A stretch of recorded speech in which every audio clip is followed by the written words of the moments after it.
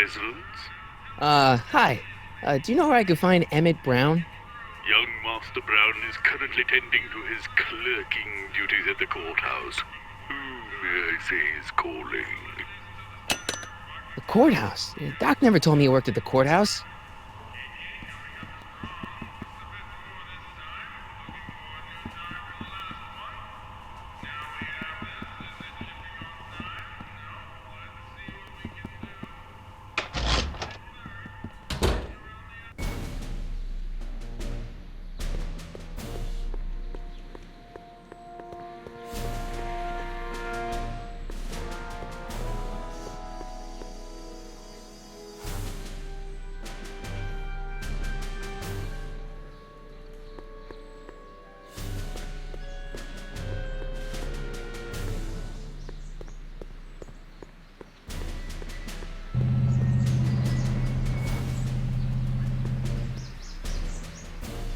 Young Doc's in the courthouse. I hope I'll be able to recognize him.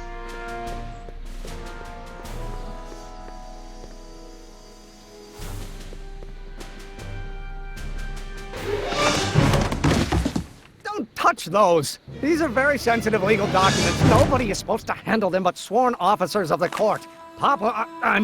Judge Brown says so. Judge Brown? Doc. Nice to meet you. I'm Michael, Corleone. Emmett Brown. But I am a law clerk, not a doctor. Now please get out of my way. I have important business to transact. Naturally, h2 of A multiplied by the inversion of A has to come out less than expectation value of A, right? What am I missing here? Or do we take H to stand for the Hamidian line operator? Pardon me. In that case, H to the A multiplied by the inverse of A might well be equal to A's expectation value, but only if the coefficient of friction remains constant and the gravitational constant is variable. Wait, is that... Oh, think, Emmet, think. H to the A multiplied by the inverse of A, H to the A multiplied by the inverse of A,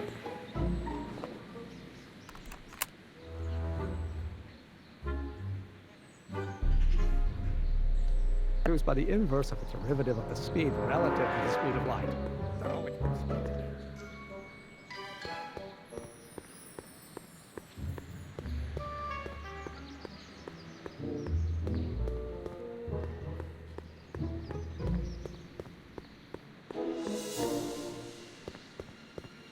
Psst, Doc!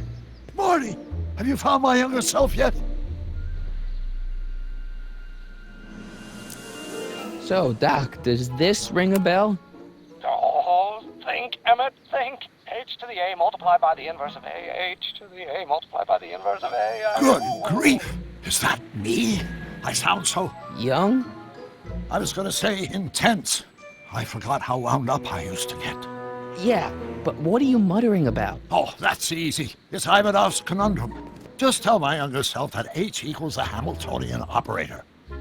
Won't giving him the answer mess up the time stream? Only if it turns out that reality is actually nothing more than a holographic illusion created by the interplay of subatomic particles on a vast two-dimensional membrane. So... It'll be fine.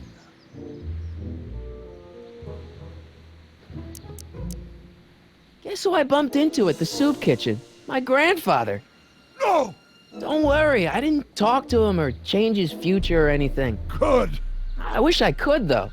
This era's tannen is treating him like dirt. Don't worry. If history plays out as it's supposed to, he'll soon be out from under Kit Tannen's thumb and free to live out his life as a humble accountant with your grandma.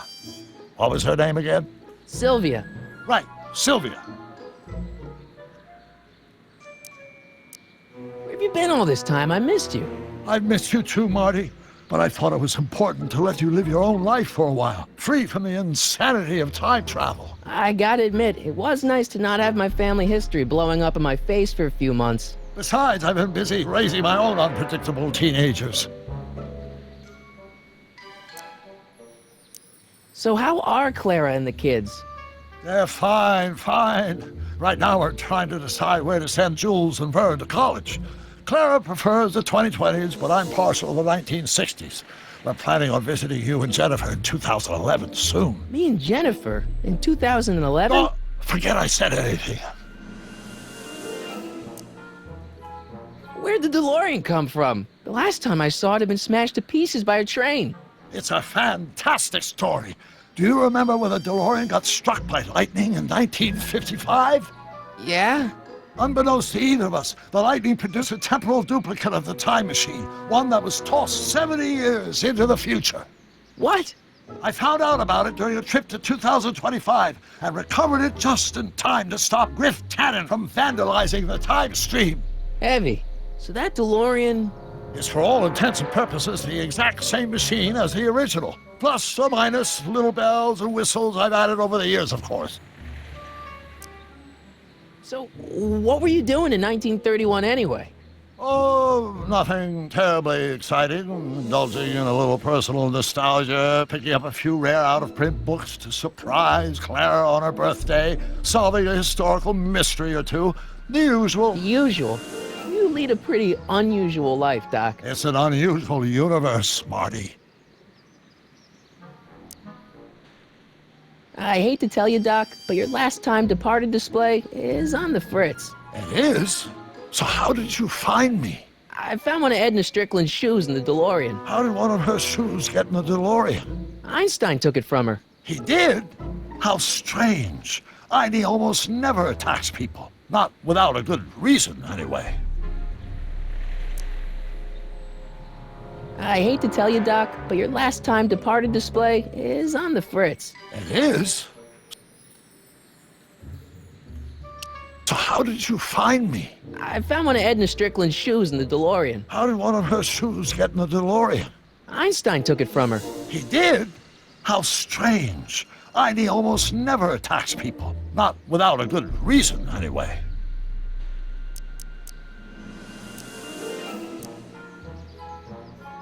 Hang in there, Doc. Not the best choice of words, Marty.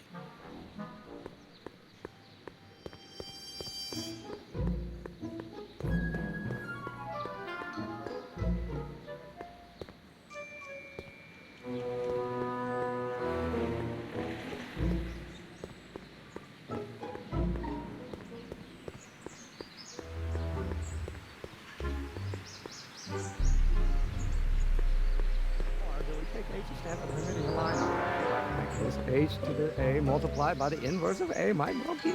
Listen, Emmett, you don't know me, but I'm your friend. I'm not big on friends. They get in the way of work. Maybe H equals the Hamiltonian operator. What did you just say? I said maybe H equals the... Hamiltonian operator. Yeah! Great Scott! If H is the Hamiltonian, then H to the A multiplied by the inverse of H can only be the same as the expectation value for A.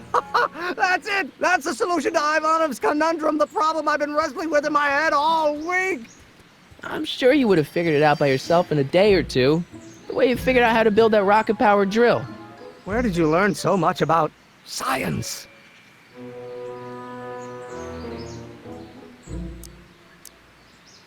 Well, it's like this. You know about my rocket power drill? Then there can only be one explanation. What? You're from the patent office. I confess I didn't quite know what to expect when I sent the paperwork, but I never expected this. Welcome! I'm at your service. What can I do for you? Can I see your rocket-powered drill? Of course, of course. Naturally, it's just a scale model, but it's nearly operational. I can show it to you, say, first thing in the morning? Nah, that's no good. I need to see a full-size model. That's fully operational. Tonight. Otherwise, we'll have to award the patent to a competing inventor, Dr. McCoy. It can't be done! I mean, it might be possible to construct a full-size working model in that time frame, but I haven't got the main ingredient for the fuel. I'll get it for you. What is it? 190 proof grain alcohol. And you know how difficult it is to get a hold of alcohol these days. Especially now that someone's blown up the speakeasy. And besides, there's no way I can get off work until I've delivered the subpoena. Part of the investigation into the business affairs of Kid Tannen. Is it vitally important you see that rocket-powered drill today? Yes. Is it vitally important you deliver that subpoena today? Yes! Listen, I'll help you deliver it, and I'll see to it you get the alcohol you need. It'll help you get that drill finished by tonight. Deal? Deal. Here's the subpoena. I've okay to subpoena my grandpa? No. It's Kid Tannen. Hey, I just saw him at the soup kitchen yelling at Arthur McFly. I'm not surprised. Arthur does the books for his business. What kind of business? That's what the DA is trying to find out. Let's go talk to him. No! Why not? Kid Tannen can tell us where Arthur's hiding. Yeah, well, he can also have us fitted for a Chicago overcoat.